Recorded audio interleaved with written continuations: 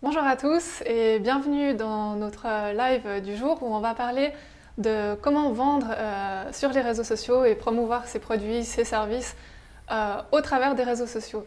Donc aujourd'hui je suis avec Grégoire qui va se présenter tout à l'heure, mais d'abord on va juste commencer par planter un tout petit peu le décor. Donc aujourd'hui on est à la Taproom à Genève. Au bout du lac, on va parler justement de la vente donc, sur les réseaux sociaux. Je vais prendre quelques chiffres juste pour introduire et puis expliquer la situation des réseaux sociaux et de la vente aujourd'hui. Donc en 2019, on avait connu en Suisse un bond de la vente sur les réseaux sociaux et de la présence des e-shops. Donc on avait plus 8,2% de consommation au travers de e-shops. Donc ça positionnait la Suisse en tant que deuxième pays européen qui vendait le plus de produits au travers de e-commerce. Pas besoin de spécifier qu'en 2020, du coup, ça a explosé avec la pandémie. Tout le monde s'est mis à vendre sur les réseaux sociaux et ça, les réseaux l'ont bien compris parce qu'on a eu toujours plus de nouveaux outils qui nous permettent de vendre au travers des réseaux, donc soit des boutiques qui sont directement présentes sur Instagram ou Facebook, soit toute une multitude d'outils qui se développent et qu'on peut utiliser de manière plus ou moins simple. Donc on va faire le tour de cette question aujourd'hui. On va se rendre compte que c'est pas toujours aussi simple que ça. Donc n'hésitez pas à poser vos questions tout au long du live dans le chat. On va essayer d'y répondre soit pendant, soit à la fin du live. Et puis je vais tout de suite commencer par passer la parole à Grégoire. Est-ce que tu peux te présenter en quelques mots? Bonjour, oui bien sûr. Alors bienvenue à la Taproom du coup. Donc on est dans un bar à Genève que j'ai ouvert avec mon associé Nicolas. Donc on est tous les deux entrepreneurs et puis on s'est lancé il y a bientôt 2 ans dans l'aventure de l'entrepreneuriat. Et on sort tous les deux d'une école hôtelière qu'on a fait. Donc on a une formation d'hôtelier, mais on ne se restreint pas seulement à l'environnement de l'hospitalité et on se met aussi également sur la vente du coup par Internet. Voilà.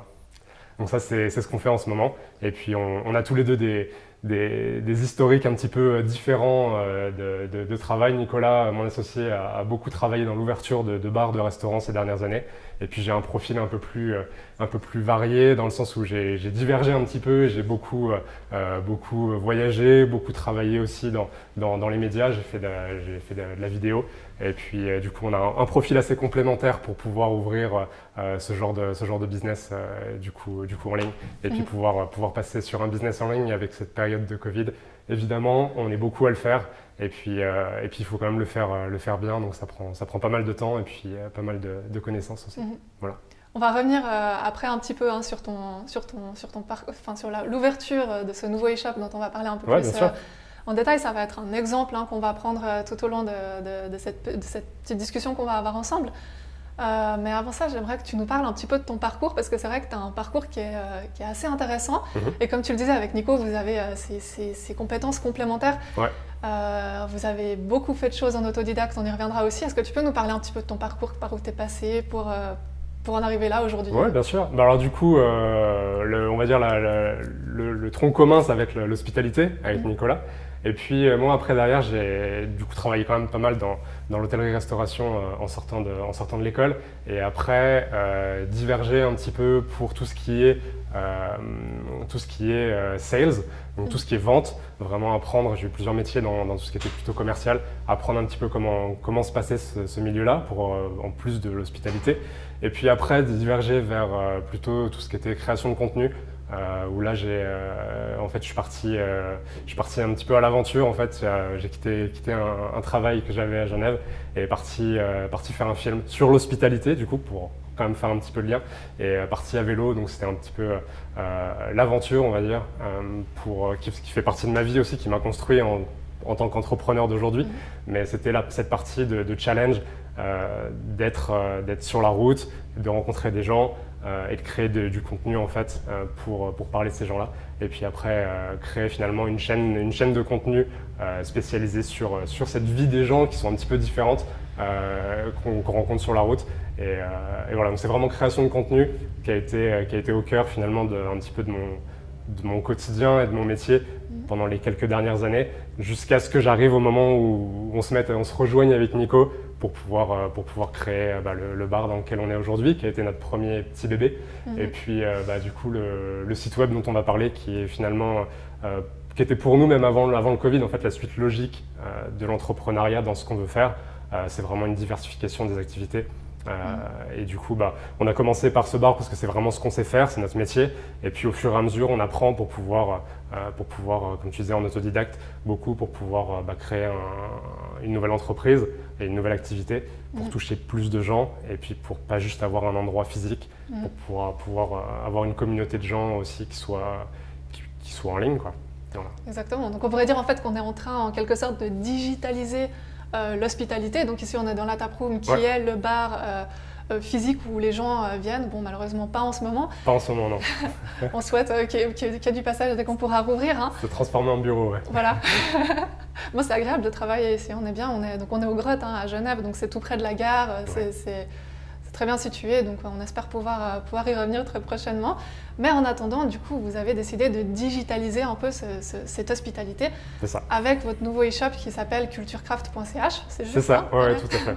Donc, est-ce que tu peux nous parler un petit peu de Culturecraft dans les grandes lignes, nous expliquer un petit peu de quoi il s'agit, puis quel est le lien finalement qu'on retrouve avec la taproom dans laquelle on est ici? Oui, tout à fait. Alors du coup, la base commune, toujours dans ce qu'on fait, c'est l'hospitalité. Donc c'est vraiment comment créer une expérience pour le client et lui apporter finalement, que ce soit à travers le service ici ou du coup là en ligne, c'est vraiment comment créer de la valeur ajoutée pour le client qui ne soit pas juste le produit. Et c'est ça qu'on essaye de créer avec la vente en ligne. Après, on apprend tous les jours, donc on est tout petit, hein, on a lancé le site web il y a 3 jours, je crois, donc c'est vraiment tout neuf. Et puis on apprend tous les jours. Mais du coup, comment créer cette expérience et vendre du coup des produits qui pour l'instant, on a commencé avec les produits de base, on va dire de l'apéro, qui tourne autour de l'apéro, avec du coup que ce soit des cocktails, du vin, de la bière, et puis un petit peu de tout ce qui tourne de la nourriture, des petites choses à manger pour l'apéro. Donc on va commencer avec ça. Et comme le nom l'indique, Culture Craft, on se base sur des produits artisanaux. Donc on essaie vraiment de mettre en avant le lien entre le producteur et le consommateur final sans qu'il y ait trop d'intermédiaires. Parce qu'on n'est pas forcément toujours local. On pense qu'il y a des super produits aussi à l'étranger et du coup on ne peut pas juste utiliser les producteurs locaux, on va chercher des produits à l'étranger qu'on ne peut pas forcément trouver ici et on les met en relation avec le consommateur final, toujours effectivement dans une optique de créer une expérience pour le client qui puisse faire du coup chez lui et lui apporter un peu tous ces outils pour pouvoir créer l'hospitalité avec maximum 5 en ce moment, mais du coup avec des amis, de la famille et voilà, et puis on avance dans ce sens-là. Exactement. Donc là, tu as dit quelque chose d'assez intéressant au début. Tu as parlé d'apporter de la valeur pour le client. Et ça, c'est quelque chose qui est très très important et c'est avec ça qu'on va commencer aujourd'hui. C'est le contenu qu'on va créer pour le client et pour l'utilisateur qu'on va voir sur les réseaux sociaux. Parce que c'est vrai qu'on a souvent des clients qui viennent vers nous pour qu'on les accompagne sur les réseaux sociaux dans la vente. Et souvent, on se concentre sur le revenu. On veut vendre, on veut générer du revenu. Mais on oublie un petit peu le côté notoriété. Et c'est finalement un travail à long terme. On va d'abord devoir se faire connaître et proposer de la valeur à l'utilisateur pour qu'il considère notre produit puis qu'il considère peut-être à terme de l'acheter. Donc ça, c'est quelque chose, tu m'en as beaucoup parlé, hein, pour toi, c'est quelque chose de très très important, c'est de créer de la valeur pour le client finalement. C'est ça, c'est un peu, disons qu'il y a deux approches. Nous, soit on a juste un produit à vendre et dans ces cas-là, il faut réussir à le mettre en face de la bonne personne, donc souvent à travers de la publicité sur Internet, sur quoi vous vous spécialisez. Et dans ces cas-là, il n'y a pas forcément besoin de créer énormément de valeur parce que c'est un produit qui est assez spécifique. Mais dans notre cas, on est obligé de créer d'abord une marque et de créer de la valeur pour les gens pour qu'ils puissent s'associer finalement s'associer à nos valeurs. Et finalement, c'est plus les valeurs de l'entreprise plus que le produit en lui-même. Le produit, finalement, c'est avec la confiance que les gens vont porter en nous, qui vont faire qu'ils vont acheter nos produits parce qu'ils ont confiance en ce qu'on a choisi et ce qu'on va leur donner. C'est un petit peu du coup comme au bar. On ne se rend pas forcément compte, mais nous, on a quand même pas mal de produits. Et souvent, les clients, ils ont besoin de conseils, ils ont besoin de temps, qu'on leur explique, qu'on les informe, qu'ils puissent poser des questions.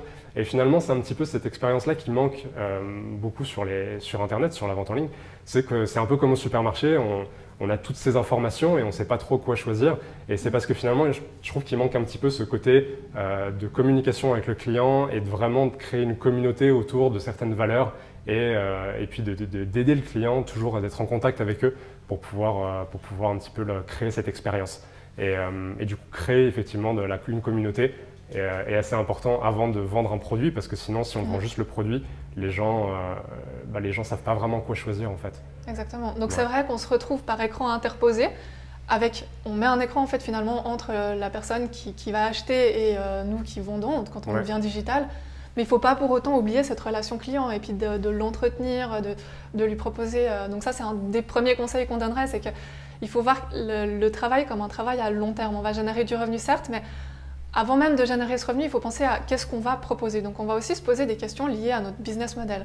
Donc là, on parle beaucoup de produits, de vente directe de produits de biens de consommation, mais c'est aussi valable, par exemple, si vous êtes une entreprise de software et que vous vendez des softwares qui vont être destinés à des entreprises, peut-être qui vont travailler avec, ce qui va générer par la suite, par exemple, des revenus récurrents, ou vous pourriez être dans l'immobilier, par exemple, vendre des maisons, faire de la location. Quel que soit le domaine dans lequel vous êtes, il va falloir créer un lien et créer une connexion avec votre utilisateur. Et pour pouvoir faire ça, il va falloir savoir qui est votre utilisateur. Est-ce que votre utilisateur, ça va être plutôt une entreprise? Donc là, la personne qui va décider, qui est-ce qui va décider d'acheter ou non votre software? Est-ce que votre utilisateur consommateur final, ça va être un client qui aime peut-être la bière, qui recherche des biens autour de l'apéro, ou dans un autre contexte qui recherche peut-être du matériel sportif, ça peut être, ou toutes sortes en fait quel que soit le domaine dans lequel on se trouve, il va falloir justement connaître notre client, connaître qu'est-ce qu'on a à lui proposer et surtout où est-ce qu'on va le lui proposer. On va revenir un petit peu après sur les audiences et puis notre client, mais avant ça je voulais reprendre un point, oui effectivement. Donc on parle beaucoup sur les réseaux sociaux du contenu qu'on va amener et puis finalement de la manière dont on va l'amener. Et puis après il y a aussi la manière dont on va pouvoir mesurer les résultats de ce qu'on amène. Je vois juste qu'il y a un petit souci peut-être avec les caméras, c'est tout bon? Non? C'est tout bon. D'accord, désolée, j'étais perturbée par la régie qui nous fait des petits réglages d'image. Du coup, oui, j'ai perdu le fil. Donc, oui, on parlait donc du contenu et du business model, donc de savoir quel type de contenu on va proposer à nos clients par rapport à notre activité. Et comment le mesurer, du coup. Voilà, et comment le mesurer, exactement. Donc là, on va entrer dans une partie qui est un tout petit peu plus technique. Quand on a notre contenu, qu'on sait qu'est-ce qu'on veut proposer à qui et qui est-ce qu'on veut cibler, il va falloir pouvoir le mesurer. Et pour ça, on a tout un tas d'outils qui sont mis à disposition et qui sont développés continuellement par les réseaux sociaux pour pouvoir mesurer qui vient sur notre site web, qui regarde quoi et qui est intéressé par quoi. Donc on a le pixel qui nous permet, donc le pixel Facebook, le LinkedIn Insight Tag, chaque canal a son propre tracker, qui est un tracker qu'on va mettre sur notre site web et puis qui va nous permettre de recibler les gens, par exemple, qui sont venus sur notre site web au cours des 30 derniers jours, et on va pouvoir leur reproposer du contenu ou leur reproposer de la nouveauté. Et ça dépend du domaine dans lequel on se situe, parce que par exemple, si on est comme Grégoire dans la vente de biens de consommation courante, on va peut-être plutôt avoir le client va revenir plus fréquemment. Par contre, si on vend une maison, on ne s'attend pas à ce que l'utilisateur vienne racheter une maison très, très régulièrement. Donc ça, c'est important de prendre en compte la fréquence d'achat. On a aussi une question d'ailleurs de laquelle on a discuté avec toi, c'est le budget paid media qu'on va mettre sur nos publicités. Quel budget est-ce qu'on est prêt à dépenser pour pouvoir amener des utilisateurs sur notre site web et pouvoir les inciter finalement à procéder à un achat? Et ça, on en discutait tout à l'heure, selon le domaine, ça dépend du revenu et du panier moyen qu'on va avoir. Dans certains modèles, si on a un revenu récurrent où on sait que la personne va souscrire à une licence et va générer des revenus récurrents, on va être prêt à dépenser plus d'argent pour acquérir ce client que si ce client va avoir un panier moyen, par exemple de 50 francs, où là, on va devoir baisser un peu et décider quelle est la part de budget qu'on va attribuer à la publicité afin de convertir cet utilisateur. Donc là, c'est vrai qu'on est dans un domaine un petit peu plus technique, mais qui est quand même important parce qu'il faut savoir ajuster la part du budget. Pour toi, c'est une décision qui est difficile à prendre. Comment est-ce que tu vois cette attribution Alors du coup, c'est par rapport à ce que tu dis, après ça va dépendre de tes clients, j'imagine. Moi, en tant que finalement entreprise toute neuve, j'ai pas beaucoup de data. Pour dire Pratiquement pas du tout, parce que pour l'instant, beaucoup des datas qui rentrent, c'est moi qui regarde le site web, et puis qui fait les réglages, et puis on essaie de changer des trucs qui ne marchent pas. Donc pour l'instant, mes datas, elles me servent pas à grand chose. Mais effectivement, il faut prendre des décisions, et puis c'est là où je pense que dans le cas d'une petite entreprise, dans mon cas, où on fait quand même appel à vous, parce que du coup, il nous manque des compétences, je pense qu'il faut essayer. Donc on va essayer doucement, voir un petit peu quels sont les résultats en fonction des budgets qu'on va mettre, et ça va vraiment être une période d'essai où on place un montant, on regarde quel est le résultat, on place un montant, on regarde quel est le résultat. Mais du coup, on est conscient que ça va prendre du temps. On est conscient que ça va prendre quelques mois peut-être avant d'être fixé, avant d'avoir suffisamment de data pour pouvoir prendre des décisions. Par contre, une entreprise qui a déjà pas mal de data sur sa vente en ligne, je pense, peut prendre des décisions par rapport à ça. Effectivement, utiliser toutes les informations qui arrivent des différents moyens de communication entre le site web et puis ce que tu disais tout à l'heure, les pixels, les Google Analytics et tout ça, c'est plus ta partie. J'essaye de comprendre, je comprends la globalité, mais c'est vrai que je ne sais pas encore trop comment ça marche. Mais du coup, c'est intéressant de voir qu'il y a toutes ces informations qui sont regroupées et qu'on peut prendre des décisions avec ces informations-là. Maintenant, c'est vrai que de notre côté, on attend un petit peu et pour l'instant, on se focalise surtout sur la création de la marque plutôt que sur la vente de produits parce que il nous manque ce côté encore on vend pas juste le produit comme on disait tout à l'heure, on crée le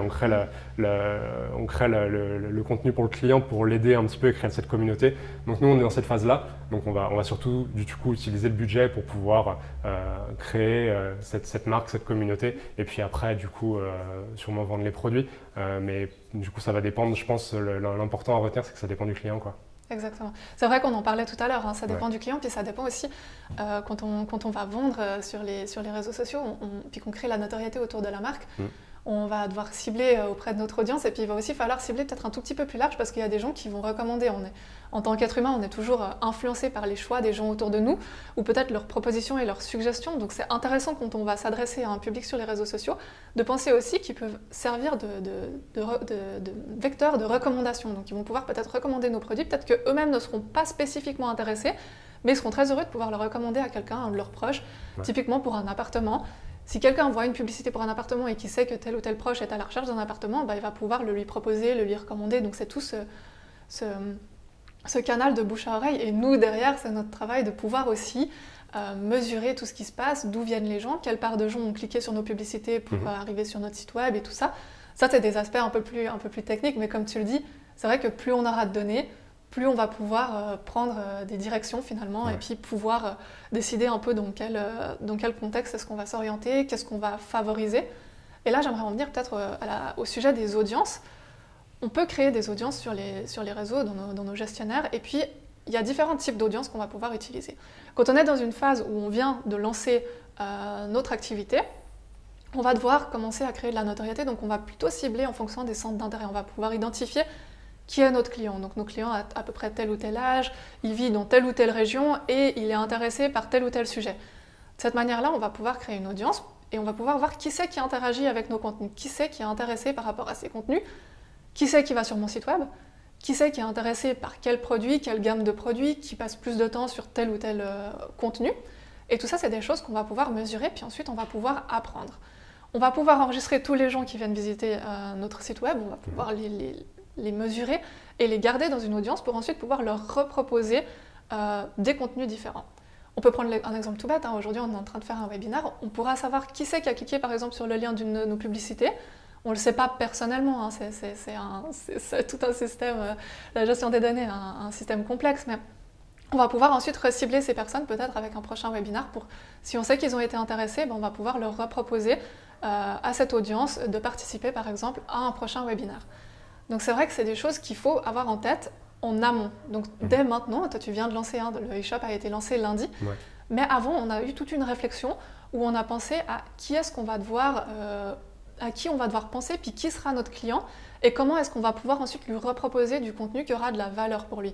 Parce que ce qu'on essaye de faire quand on en a discuté d'ailleurs, quand on fait de la publicité, on essaye d'avoir une éthique pour le client. Le but c'est pas de marteler le client de publicité et c'est quelque chose qu'on voit beaucoup sur les réseaux sociaux parce que finalement c'est facile et c'est accessible à tout le monde de faire de la publicité.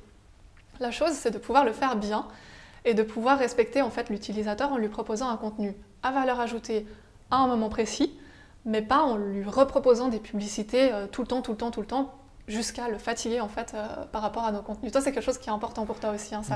En fait, je pense qu'on a tendance à voir tout ce qui est sur Internet, que ce soit au niveau des commentaires, on voit la façon dont les gens interagissent sur Internet. Il faut rester humain en fait. C'est-à-dire que dans un magasin, quelqu'un qui vend un produit physique dans un magasin, un manager, il ne va pas demander à ses vendeurs d'aller interrompre le client qui est en train de regarder le rayon 15 fois. On y va une fois, on dit bonjour, on demande si les gens ont besoin d'aide. Et puis après, s'ils ont besoin d'aide, ils peuvent venir vers nous. Et finalement, c'est un peu la même chose sur la vente en ligne.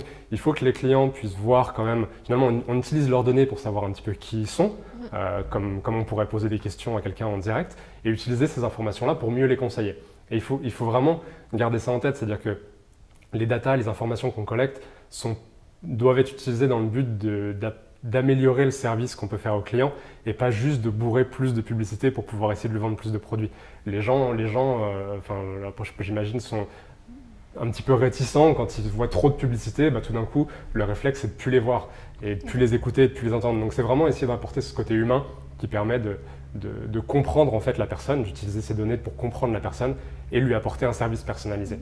Et je pense que c'est ça qui est le plus important dans la publicité, effectivement, dans le fait d'apporter une communication directement au client qui soit ciblée pour cette personne-là en fait. Ouais.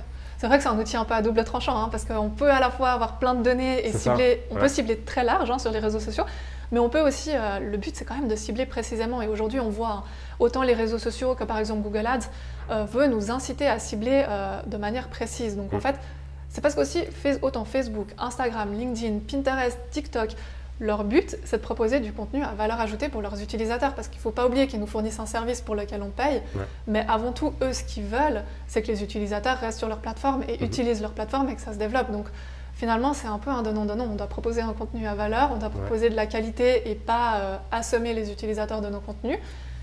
Mais aussi, il faut trouver en fait ce juste milieu, et c'est là que c'est important de savoir bien utiliser les différents outils qui nous sont mis à disposition finalement. C'est là où aussi je pense que c'est important d'avoir, pas comme sur des très grosses plateformes comme Facebook ou peut-être Google, où il y a beaucoup d'algorithmes derrière, mais il n'y a pas forcément quelqu'un qui est là pour pouvoir faire la mise en place des informations pour les publicités. Et c'est là, nous on a besoin par exemple, de vos services. C'est qu'on est très polyvalent avec mon associé, avec Nico. On fait plein de choses, on a fait le site web, on a ici dans le bar, on a de la peinture, à l'organisation, à tout. On a vraiment tout fait en fait.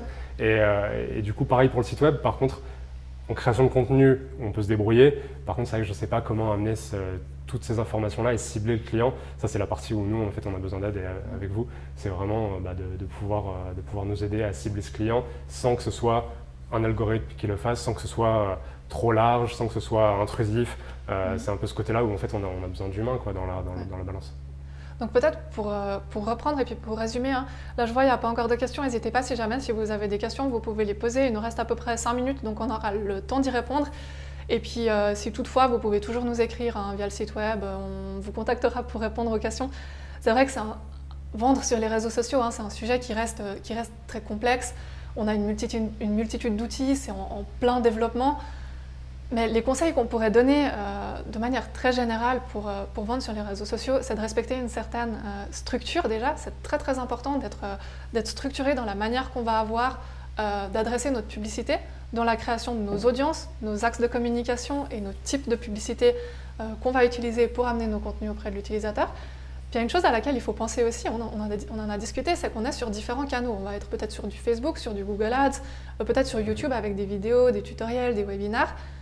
Et ce qui est très important, c'est de penser qu'un utilisateur, il va vous voir sur ces différents canaux. Donc c'est pas parce qu'on va travailler avec des publicités sur Facebook ou sur Pinterest que c'est deux canaux différents qu'il ne faut pas les prendre en compte comme un tout. Parce que l'utilisateur, il va avoir un parcours dans lequel il va voir nos publicités, et c'est ce parcours-là qui va peut-être faire qu'à la fin, il va prendre la décision d'acheter et de consommer. Donc ça, c'est vraiment quelque chose d'important. Je pense que les deux plus grands conseils qu'on pourrait donner, c'est d'être structuré et puis d'avoir aussi une conscience à l'interne de ce qu'on fait, et puis que même si c'est un écran, même si c'est des logiciels, même si c'est des algorithmes, vous êtes un humain, et puis au final c'est un humain qui va acheter votre produit.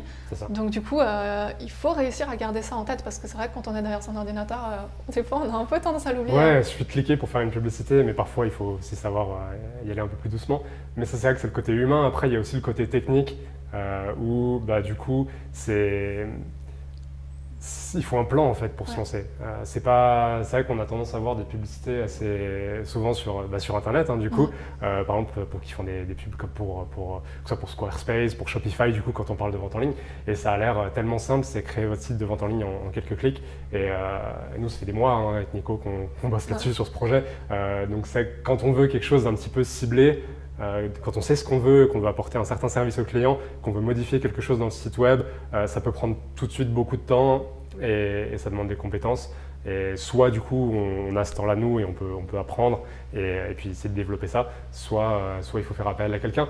Maintenant, que ce soit pour la création du site web, pour la publicité, il faut savoir mettre en place, je pense pour se lancer, un budget, savoir quelles sont nos compétences, là où il faut demander de l'aide. Et il ne faut pas oublier que finalement, il y a des choses qui peuvent coûter cher, que ce soit un codeur juste pour rajouter une case ou pour qu'il soit obligatoire pour les conditions générales de vente, tout ça. On ne se rend pas compte, en fait, il y a énormément de choses qui sont à mettre en place. Et je pense que pour se lancer dans la vente en ligne, il faut quand même un sacré plan pour se rendre compte un petit peu de ce qu'il y a à faire. Et il faut prendre du temps parce que c'est quelque chose qui est assez… c'est une entreprise, c'est comme si on lance un shop, il faut faire la peinture, il faut faire l'éclairage, il faut mettre les tireuses, il faut contacter les fournisseurs. Finalement, c'est la même chose de créer un shop en ligne. Il ne faut pas se dire que c'est plus simple que de créer un shop physique. C'est aussi compliqué et il y a autant de variables. Et c'est pas juste parce qu'il y a quelques publicités qui disent créez votre shop en ligne rapidement, ça marche pas comme ça. Ou peut-être pour du dropshipping éventuellement, mais ça c'est encore un autre sujet.